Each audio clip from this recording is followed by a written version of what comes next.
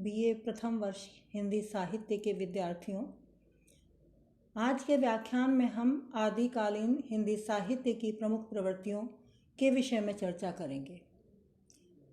आदिकालीन हिंदी साहित्य में विभिन्न काव्य धाराएं और प्रवृत्तियां पाई जाती हैं, जिनको हम निम्न श्रेणियों में वर्गीकृत करते हुए उसकी चर्चा करेंगे या उसका अध्ययन करेंगे। सबसे पहले इस काल की प्रमुख प्रवृत्ति में आता है आश्रयदाताओं की प्रशंसा। इस काल का अधिकांश साहित्य दरबारी साहित्य रहा है। वीरगाथाओं के लगभग सभी कवि दरबारी रहे हैं। इस कारण इस काल के साहित्य में दरबारी जीवन उभर कर आया है। सामान्य जनजीवन का चित्रण इस काल के काव्य में न के बराबर है। इस युग में साहित्य अर्थोपार्जन का साधन था और अर्थ सत्ता उस समय राजाओं और सामंतों के हाथ में थी। इसीलिए कवि दरबारों में रह कर के अपनी काव्य प्रतिभा का प्रदर्शन करते हुए अपने आश्रयदाताओं की प्रशंसा किया करते थे और यह एक प्रमुख प्रवृत्ति के रूप में उभर कर आया है। दूसरा है वीर रस की प्रधानता। इस काल का साहित्य वीर रस प्रधान है। इसी कारण आचार्य रामचंद्र शुक्ल ने तो इसका नामकरण ही इस आधार पर वीरगाथा काल कर दिया था। इस समय एक और धार्मिक आंदोलन की गोद में जैन, सिद्ध और नाथ साहित्य का, तो दूसरी ओर राज्याश्रय में वीर गाथात्मक रचनाओं का सृजन हो रहा था।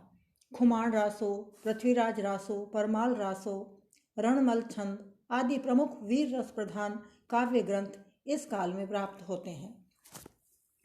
वीर रस के साथ साथ श्रृंगार रस के वर्णन में भी इस काल के साहित्य में श्रृंगार रस वर्णन की भी प्रवृत्ति पाई जाती है।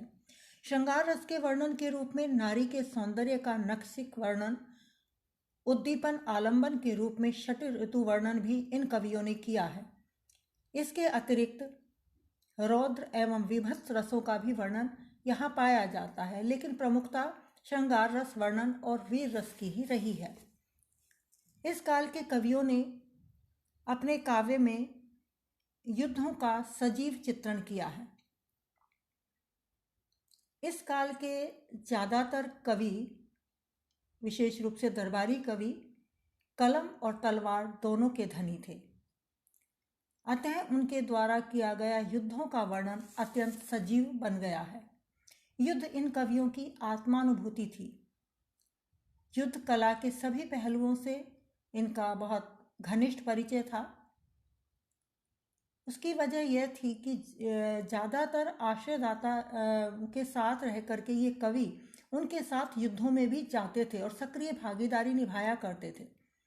तो एक और तो ये कलम के धनी थे, यानी लेखनी पर इनका अधिकार था, काव्य सृजन ये किया करते थे। दूसरी ओर अपने आश्रयदाताओं के साथ युद्ध भूमि में भी जाया करते थे और युद्ध किया करते थे।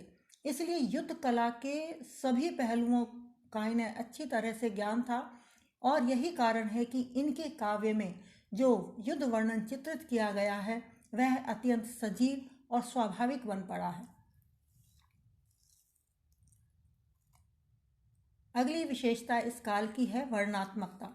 इन कवियों ने अपने काव्यों में नगरों, वनों, सरोवरों, किलों, सेनाओं का वर्णन बड़ी तन्मयता से किया है। हम पृथ्वीराज रासों में इसका चित्रण देख सकते हैं।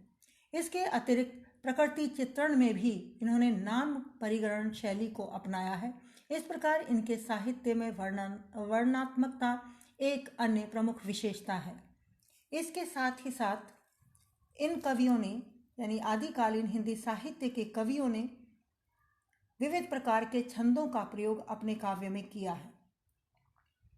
इन छंदों में प्रमुख रूप से हैं रासो, दोहा, तोटक, तोमर, पद्धरी, आर्या, सट्टक, रोला, उल्लाला, कुंडलिया। इस प्रकार छंदों की विविधता की दृष्टि से इस काल का काव्य महत्वपूर्ण है, यानी कि इस काल के काव्य में छंदों की विविधता के हमें दर्शन होते हैं। इसके अतिरिक्त इस काल के कवियों ने भाषा शैली के रूप में डिंगल और पिंगल भाषा शैली को अपनाया है। डिंगल राजस्थानी की एक रचना शैली है और इसका प्रयोग विशेष रूप से वीर रस के वर्णन में किया जाता है और ये पिंगल ब्रजभाषा की रचना शैली है। तो आदिकालीन वीर काव्य में इन दोनों शैलियों का प्रयोग हुआ है। डिंगल जो कि राजस्थानी रचना शैली है, वीर रस के वर्णन में या युद्ध वर्णन में उसका विशेष रूप से प्रयोग किया गया है। साथ ही पिंगल जो ब्रज भाषा की रचना शैली है, श्रृंगार रस के वर्णन में उसका प्रयोग किया गया है। तो इस प्रकार आदिकालीन वीर काव्य में इन दोनों ही रचना शैलियों का प्रयोग हुआ है, क्योंकि वीर रस और श्रृंगार रस प्रधान काव्य है इस काल का। और आगे अगर हम धार्मिक साहित्य के रूप में देखें तो इस काल में जैन काव्य धारा का भी पर्याप्त विकास हुआ। हिंदी के पूर्वी क्षेत्र में जैन साधुओं ने अपने मत का प्रचार हिंदी कविता के माध्यम से किया। इन कवियों का काव्य आचार, रास, फागु, चरित आदि शैलियों में देखने को मिलता है। आचार शैली में लिखी गई रचनाओं में उपदेशात्मकता अधिक है। जैन कवियों ने अपभ्रंश भाषा में चरित काव्यों की रचना की और हिंदी में इन्हीं के माध्यम से हिंदी में प्रबंध काव्य परंपरा का सूत्रपात हुआ। यानी कि हिंदी में जो प्रबंध काव्य हमें देखने को मिलते हैं वो जैन कवियों की अपभ्रंश भाषा में जो चरित काव्य रचे गए हैं उसी का प्रभाव हिंदी के प्रबंध काव्यों में देखने को मिलता है। यानी कि ये प्रबंध काव्य हिंदी के प्रबंध काव्यों के लिए ये चरित काव्य एक आधार पीठ के रूप में कार्य करते हैं। देवसेन रचित श्रावकाचार, शालिभद्र सूरि रचित भरतेश्वर बाहुबली रास, आसगु चरित चंदन बाला रास और जिनधर्म सूरीकृत स्थूलीभद्र रास आदि जैन काव्य धारा के प्रसिद्ध काव्य ग्रंथ हैं। इसके अतिरिक्त इस काल में नाथ काव्य धारा और सिद्ध काव्य धारा के भी दर्शन होते हैं। नाथ शब्द का प्रयोग रक्षक या शरणदाता या स्वामी के लिए होता है, किंतु जब योगपरक पाशुपत शैव मत का विकास नाथ संप्रदाय के रूप में हुआ तो नाथ शब्द शिव के अर्थ में प्रचलित हो गया। मत्स्येंद्र नाथ के शिष्य गोरखनाथ इस संप्रदाय के सबसे बड़े पुरस्कर्ता थे या इसको प्रारंभ करने वाले थे। गोरखनाथ ने इस संप्रदाय को व्यवस्थित किया तथा एक ओर हठयोग साधना पद्धति को अपनाया तो दूसरी ओर सामाजिक रूढ़ियों का विरोध करते हुए कठोर ब्रह्मचर्य, शुद्ध और पवित्र सामाजिक जीवन तथा परमार्थ पर बल दिया। इस समय गोरखनाथ की छोटी मोटी 40 रचनाओं का संग्रह गोरखबानी नाम से पीताम्बर दत्त बड़तवाल ने किया है। तो इनकी भाषा लोक भाषा है, यानी कि नाथ काव्य धारा या नाथ पंथियों ने जिस काव्य का सृजन किया है उसकी भाषा लोक भाषा है और इस भाषा पर अपभ्रंश भाषा का स्पष्ट रूप से प्रभाव देखने को मिलता है। साहित्य की दृष्टि से इस साहित्य का विशेष महत्व नहीं है, पर भक्ति काल की संत काव्य धारा पर इसका गहरा प्रभाव पड़ा। यानी कि आदिकाल में जो नाथ काव्य धारा प्रवाहित हुई या नाथ पंथियों ने जो काव्य सृजन किया उसका प्रभाव हमें भक्ति काल के संत काव्य धारा पर स्पष्ट रूप से देखने को मिलता है। इसके साथ ही साथ आदिकालीन हिंदी साहित्य की एक अन्य विशेषता या प्रवृत्ति रही है सिद्ध काव्य धारा। हिंदी साहित्य में सिद्ध शब्द बौद्ध सिद्ध आचार्यों के लिए प्रयुक्त हुआ है। यानी कि जो बौद्ध धार्मिक साहित्य इस काल में रचा गया उस काव्य धारा को सिद्ध काव्य धारा कहा गया। और यह सिद्ध लोग पूर्वी भारत में तांत्रिक साधनाएं करते थे और साधना के बल पर इन्होंने अलौकिक शक्तियां प्राप्त कर ली थी। ये सिद्ध साधना में निष्णात, अलौकिक सिद्धियों से संपन्न, चमत्कारपूर्ण तथा अति प्राकृतिक शक्तियों से युक्त व्यक्ति होते थे। और इन सिद्धों की संख्या 84 बताई गई है, किंतु यह संख्या प्रामाणिक नहीं है। सिद्धों का समय 800 ईसा से 1100 ईस्वी के बीच माना जाता है और यही समय हिंदी साहित्य के आदिकाल का समय रहा है। सिद्धों ने अपभ्रंश दोहों तथा चर्यापदों के रूप में अपने साहित्य का सृजन किया और इसमें बौद्ध तांत्रिक साधना के सिद्धांतों को भी मान्यता मिली। सिद्धों की रचनाएं दो काव्य रूपों में उपलब्ध हैं, एक तो दोहा कोश और दूसरा चर्यापद। ये सिद्ध साहित्य, नाथ काव्यधारा और जैन काव्यधारा इस काल के धार्मिक साहित्य के रूप में हमें देखने को मिलते हैं। यदि इस काल की धार्मिक साहित्य पर दृष्टिपात करें तो हमें नाथ काव्यधारा, जैन काव्यधारा और सिद्ध काव्यधारा के साहित्य को इसके अंतर्गत समाहित करना होगा। जैन कवियों ने अपभ्रंश भाषा में चरित काव्यों की रचना की और हिंदी में प्रबंध काव्य परंपरा का सूत्रपात किया।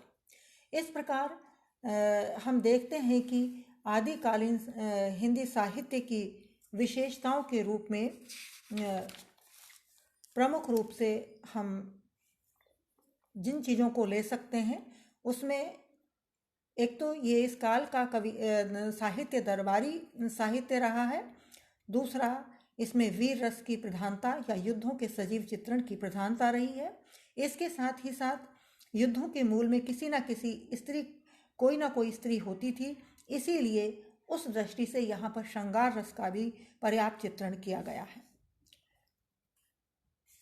इन काव्यों में ऐतिहासिकता का अभाव हमें देखने को मिलता है और कल्पना चातुर्य का प्रयोग इस काल के कवियों ने बहुत अधिक किया है। इसी कारण इन काव्यों की ऐतिहासिक प्रामाणिकता संदिग्ध प्रतीत होती है। इस दृष्टि से यदि हम देखें तो इस काल का जो सर्वश्रेष्ठ काव्य है पृथ्वीराज रासो, उसकी प्रामाणिकता को लेकर के विद्वानों में बहुत अधिक मतभेद है।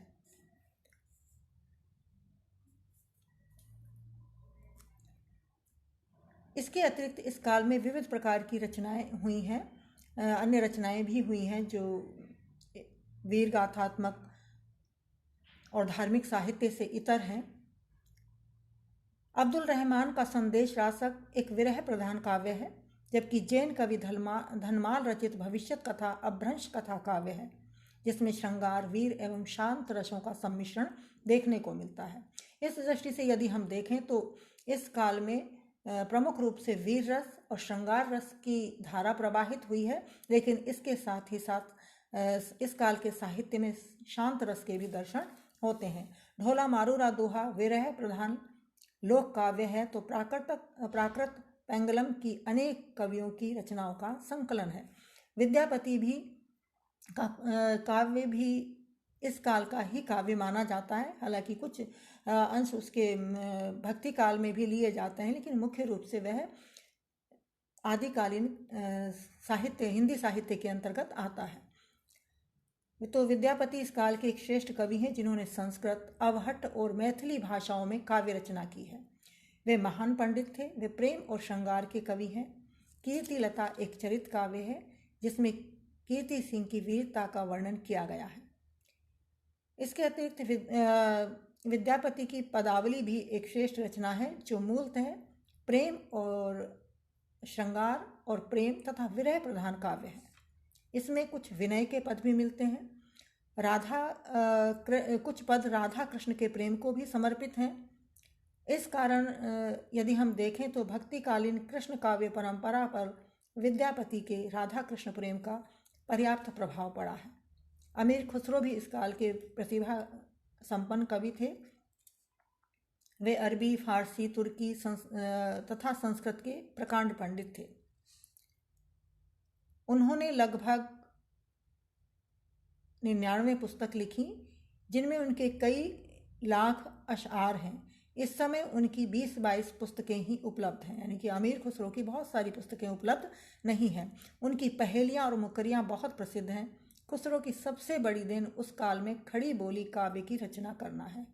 कहने का अभिप्राय है कि आधुनिक काल में जो हिंदी काव्य खड़ी बोली का साहित्य है प्रकाश में आया है, उसके कहीं ना कहीं उसका जो बीज है हमें अमीर खुसरो के साहित्य में देखने को मिलता है। इसके अतिरिक्त ही खुसरो की कविता में मनोरंजन और रसिकता का भी सुंदर सम्मिश्रण देखने को हमें प्राप्त होता है।